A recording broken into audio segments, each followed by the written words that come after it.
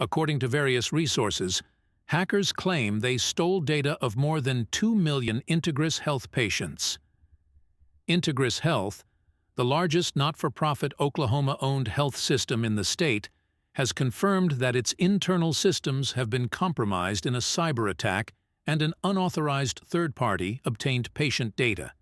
Integris Health has conducted a review of the affected files and has confirmed that the compromised information includes names, dates of birth, contact information, demographic information, and social security numbers. Integris Health said health information, financial information, driver's licenses, and usernames' passwords were not stolen.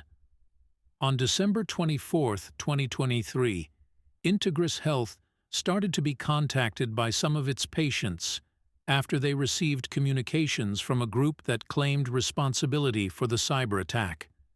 The threat group explained in the communications with patients that they had obtained names, dates of birth, SSNs, addresses, phone numbers, insurance information, and employer information, and that they would be selling the data on the dark web to be used for fraud and identity theft. Patients were told they could prevent the sale of their data by making a payment before January 5, 2024. Otherwise, the entire database will be sold to a data broker. The communications with patients include a sample of the stolen data as proof, which some patients have confirmed is genuine. The threat actor demanded payment from patients before January 5, 2024, to prevent the sale of their data.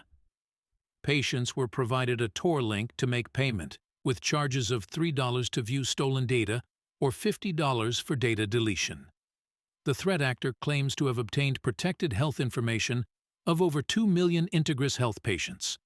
The Tor extortion site lists 4,674,000 records, but it's unclear if they are all unique.